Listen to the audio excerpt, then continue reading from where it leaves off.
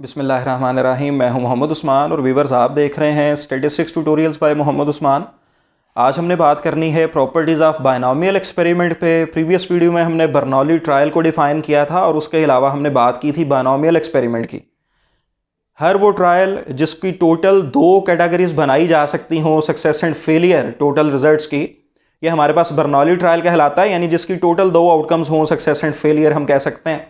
और उसके अलावा फिर हमने बात की बायनॉमियल एक्सपेरिमेंट, हर वो एक्सपेरिमेंट जिसमें fix number of independent Bernoulli trials हों, वो हमारे पास बायनॉमियल एक्सपेरिमेंट है। तो आज हमने बात करनी है व्यूअर्स इसी डेफिनेशन की बेस पे, ये जो अभी हमने बायनॉमियल एक्सपेरिमेंट की कि हमारे पास प्रॉपर्टीज़ ऑफ बायनॉमियल एक्सपेरिमेंट क्या है। ये सारी की सारी प्रॉपर्टीज़ डिस्क्रिप्शन में अवेलेबल हैं, वहाँ से आप देख सकते हैं। और जो भी इससे रिलेटेड वीडियो है उसका लिंक भी डिस्क्रिप्शन में अवेलेबल होगा, आप वहाँ से हेल्प ले सकते हैं। और अगर कोई मसला है तो कमेंट में पूछ सकते हैं। तो हमारे पास हम बात करते हैं जी प्रॉपर्टीज ऑफ बायनॉमियल एक्सपेरिमेंट की क्या है। हमारे पास बायनॉमियल एक्सपेरिमेंट की डेफिनेशन में हमने बात कर ली fix number of independent Bernoulli trials, ये बायनॉमियल एक्सपेरिमेंट है, तो यही इसकी प्रॉपर्टीज कहलाएंगी। और फर्दर जो एक प्रॉपर्टी मजीद इसी से रिलेटेड फिर उसका इजाफा हो जाएगा, उसकी बात भी करेंगे। कि हमारे पास सबसे पहली तो हमने बात कर ली the following are the properties of binomial experiment. The first one is fix number of trials, कि एवरी बायनॉमियल या each binomial experiment consist of fix number of trials. यानी हमारे पास फिक्स नंबर ऑफ ट्रायल्स होने चाहिए। 5 दफ़ा किसी coin को टास्क करना है, या 10 दफ़ा करना है, या 10 MCQs हैं जिनको अटैम्प्ट कर रहे हैं स्टूडेंट्स, या 50 MCQs हैं जिनको अटैम्प्ट कर रहे हैं पेपर देते हुए, और उसमें से फिर देख रहे हैं कि कितने सही होने के चांसेस और कितने गलत होने के चांसेस हैं। लिहाजा हमारे पास जितने भी ट्रायल्स हैं, किसी भी एक्सपेरिमेंट से रिलेटेड जो भी कोई प्रैक्टिकल सिचुएशन है उससे मुतालिक जितने भी ट्रायल्स हैं वो फिक्स होने चाहिए, पहले से पता होना चाहिए। ये हमारे पास फर्स्ट प्रॉपर्टी जो है बायनॉमियल एक्सपेरिमेंट की होगी। और दूसरी प्रॉपर्टी हमारे पास क्या है कि हर ट्रायल जो है वो बर्नौली होना चाहिए। जितने भी फिक्स हैं, हमें पता तो चल गया पहली प्रॉपर्टी में कि फिक्स होने चाहिए जी लाजमी। अगर ऐसा एक्सपेरिमेंट जिसमें ट्रायल फिक्स नहीं है वो बायनॉमियल एक्सपेरिमेंट नहीं हो सकता। ये बायनॉमियल एक्सपेरिमेंट की प्रॉपर्टी नहीं है कि ट्रायल फिक्स ना हो, वेरी कर जाएं। फॉर एग्जांपल मैं कहता हूं कि 3 दफ़ा 6 आना चाहिए डाई को रोल करते हुए जी।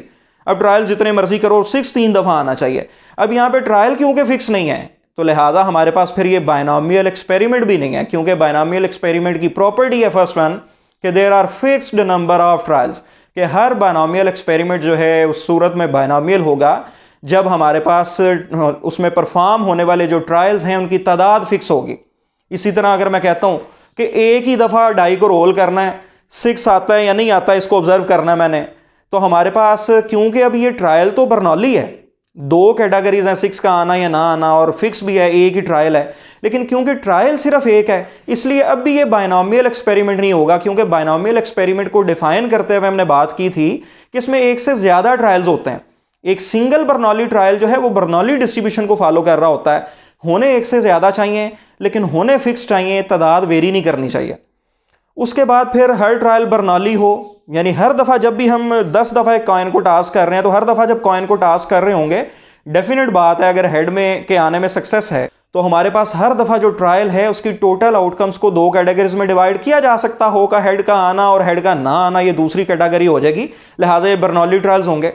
इसी तरह हमारे पास एक स्टूडेंट जो है वो मल्टीपल चॉइसेस को अटेम्प्ट कर रहा है, तो अगर हमारे पास हर क्वेश्चन की 4 मल्टीपल चॉइसेस हैं, टोटल 10 क्वेश्चंस हैं जिनको स्टूडेंट ने अटेम्प्ट करना है, तो फिक्स ट्रायल्स हो गए। और हर 4 चॉइसेस में से एक चॉइस करेक्ट है, तो लिहाजा हमारे पास ये बर्नौली ट्रायल्स हो गए सारे के सारे। क्योंकि एक जो है वो चॉइस वो सक्सेस वाली कैटेगरी में फॉल कर रही है, बाकी तीनों चॉइसेस जो हैं वो फेलियर वाली कैटेगरी में फॉल कर रही होंगी। लिहाजा हर ट्रायल फिर बर्नौली ट्रायल होगा जी। तो लिहाजा ये 2 प्रॉपर्टीज जो हैं ये सेटिस्फाई करेंगे इस एक्सपेरिमेंट को। अब हम मजीद देखते हैं कि अभी हमने जो एग्जांपल ली स्टूडेंट्स का मल्टीपल चॉइस के पेपर को अटेम्प्ट करने की, ये जो सिचुएशन है, क्या ये बायनॉमियल एक्सपेरिमेंट है या नहीं। तो फिर थर्ड प्रॉपर्टी को देखना पड़ेगा कि क्या थर्ड प्रॉपर्टी क्या है और क्या हमारा जो एक्सपेरिमेंट है वो फॉलो कर रहा है इस प्रॉपर्टी को कि रिपीटेड ट्रायल्स आर इंडिपेंडेंट, कि हम जो fix number of Bernoulli trials कर रहे हैं ये एक के बाद दूसरे के बाद तीसरा और फिर अप टू सोन जितने भी हमने fix number of trials perform करना है, ये सारे के सारे ट्रायल्स एक दूसरे से इंडिपेंडेंट होने चाहिए। किसी एक ट्रायल का होना या ना होना और उस पर किसी आउटकम का अक्कर होना या ना होना किसी दूसरे ट्रायल पे इफेक्ट नहीं करना चाहिए। जिस तरह अगर हम एक डाई को रोल करते हैं उस पर 6 डॉट्स आ जाते हैं तो दूसरी दफ़ा अगर रोल कर रहे हैं तो पहली दफ़ा 6 के आने का कोई इफेक्ट नहीं होगा दूसरी ट्रायल के ऊपर, कि वाकई अगर पहले 6 डॉट्स आ चुके हुए हैं तो लाजमी बात है कि अब 6 डॉट्स ही आने हैं, या लाजमी बात है कि अब 6 डॉट्स नहीं आने क्योंकि पहले आ चुके हुए हैं। लिहाजा हमारे पास पहले ट्रायल का दूसरे पे कोई भी इफेक्ट नहीं हो रहा। इसी तरह अगर स्टूडेंट मल्टीपल चॉइस का पेपर अटेम्प्ट कर रहा है और पहली दफ़ा उसने एक ऑप्शन को चूज़ किया और वो बिल्कुल ठीक साबित हुई, वो सवाल उसका ठीक हो गया, अब ज़रूरी नहीं है कि सेकंड टाइम जब वो सेकंड ट्रायल होगा, सेकंड क्वेश्चन को अटेम्प्ट कर रहा होगा, तो ज़रूरी नहीं है कि वो सवाल भी लाजमी वो सही अटेम्प्ट करे। यानी पहले अटेम्प्ट करने का दूसरे ट्रायल पे कोई इफेक्ट नहीं हो रहा, दूसरे क्वेश्चन के सही होने या गलत होने पे कोई भी इफेक्ट नहीं आ रहा। लिहाजा हमारी ये जो हम एग्जांपल ले रहे हैं मल्टीपल चॉइस के पेपर को अटेम्प्ट करने वाली के 10 क्वेश्चन हैं, लिहाजा फिक्स नंबर ऑफ ट्रायल्स हो गए। उसके बाद हर किसी की 4-4 ऑप्शन में से एक सही है, लिहाजा हमारे पास हर किसी की 2 ही कैटेगरीज हैं, सक्सेस एंड फेलियर। और तीसरी बात भी इस पे सेटिस्फाई हो गई कि रिपीटेड ट्रायल्स आर इंडिपेंडेंट, हर ट्रायल एक दूसरे से इंडिपेंडेंट है, किसी एक का गलत या सही हो जाना दूसरे क्वेश्चन के सही या गलत हो जाने पे कोई इफेक्ट नहीं कर रहा। इसी तरह हमने डाई की एग्जांपल ली, उसमें भी हमने कहा कि किसी एक ट्रायल का किसी दूसरे ट्रायल पे कोई भी इफेक्ट नहीं हो रहा। तो व्यूअर्स हमारे पास क्योंकि ये इंडिपेंडेंट ट्रायल्स हैं इसीलिए फिर फोर्थ प्रॉपर्टी लाजमी फिर एग्जिस्ट करती है। जो प्रॉपर्टीज में हमने फोर्थ प्रॉपर्टी का इजाफा कर दिया, अगर इंडिपेंडेंट ट्रायल्स हों तो फिर ये लाजमी एग्जिस्ट कर रही होगी, सेटिस्फाई कर रही होगी एक्सपेरिमेंट को, कि हमारे पास probability of success remain constant on each trial, कि अगर ट्रायल्स एक दूसरे से इंडिपेंडेंट हैं लाजमी बात है कि हर ट्रायल पे प्रोबेबिलिटी ऑफ सक्सेस जो है ये फिक्स रहेगी। फॉर एग्जांपल हमारे पास अगर हर क्वेश्चन की 4 ऑप्शंस हैं जिनमें से एक करेक्ट है, तो हमारे पास पहले क्वेश्चन की भी सही होने के चांसेस 1/4 हैं, दूसरी पे भी प्रोबेबिलिटी ऑफ सक्सेस 1/4 है, तीसरी पे भी प्रोबेबिलिटी ऑफ सक्सेस 1/4 है, अप टू 10th ट्रायल तक प्रोबेबिलिटी ऑफ सक्सेस कांस्टेंट रहेगी। तो लिहाजा ये फिर ऐसा एक्सपेरिमेंट हुआ मल्टीपल चॉइस के क्वेश्चंस को अटेम्प्ट करने का कि ये हमारे पास बायनॉमियल एक्सपेरिमेंट है, क्योंकि इसमें चारों प्रॉपर्टीज जो हैं वो एग्जिस्ट कर रही हैं। ये एक्सपेरिमेंट चारों प्रॉपर्टीज को फॉलो कर रहा है कि फिक्स नंबर ऑफ ट्रायल्स हैं, उसके बाद हर ट्रायल बर्नौली है, उसके बाद इंडिपेंडेंट ट्रायल्स हैं और प्रोबेबिलिटी ऑफ सक्सेस भी हर ट्रायल पे कांस्टेंट है। इसी तरह अगर हमने बात की डाई को रोल करने की, तो व्यूअर्स डाई को रोल करने का एक्सपेरिमेंट भी हमारे पास ये भी बायनॉमियल एक्सपेरिमेंट है, क्योंकि अगर हमने 6 टाइम एक डाई को रोल करना है तो ट्रायल फिक्स हो गए, और अगर एक डाई को रोल करते हुए हमारे पास इवन के आने में सक्सेस है तो हर ट्रायल बर्नौली होगा, क्योंकि 2, 4, 6 वाली कैटेगरी हर ट्रायल की अलग हो जाएगी और 1, 3, 5 की फेलियर वाली कैटेगरी अलग हो जाएगी। लिहाजा ये बर्नौली ट्रायल होगा हर ट्रायल जब भी हम परफॉर्म कर रहे होंगे, डाई को रोल कर रहे होंगे।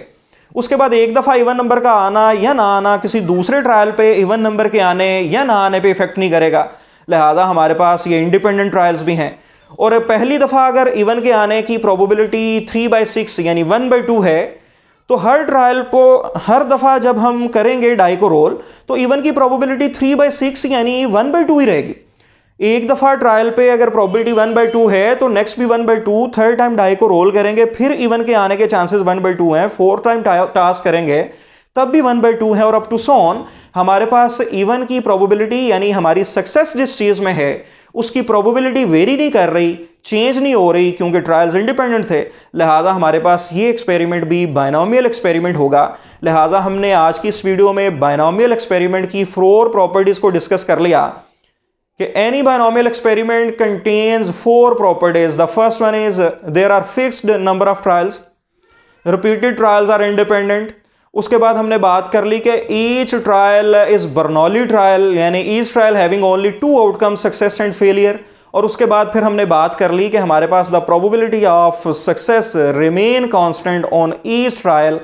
नेक्स्ट हम इंशाल्लाह बात करेंगे बायनॉमियल डिस्ट्रीब्यूशन क्या है और बायनॉमियल डिस्ट्रीब्यूशन की प्रॉपर्टीज फर्दर क्या है। ये बात बड़ी अच्छी तरह से याद रखनी है, सम टाइम इस चीज़ की केयर नहीं की जाती। प्रॉपर्टीज ऑफ बायनॉमियल एक्सपेरिमेंट या डिस्ट्रीब्यूशन क्या है। प्रॉपर्टीज ऑफ बायनॉमियल एक्सपेरिमेंट तो हमने पढ़ ली, नेक्स्ट हम प्रॉपर्टीज ऑफ बायनॉमियल डिस्ट्रीब्यूशन को डिस्कस करेंगे, इसके मुख्तलिफ पैरामीटर्स और इसका मीन वेरिएंस क्या होता है इस पर बात करेंगे। तब तक के लिए इजाज़त दीजिए, बहुत शुक्रिया, अल्लाह हाफिज़।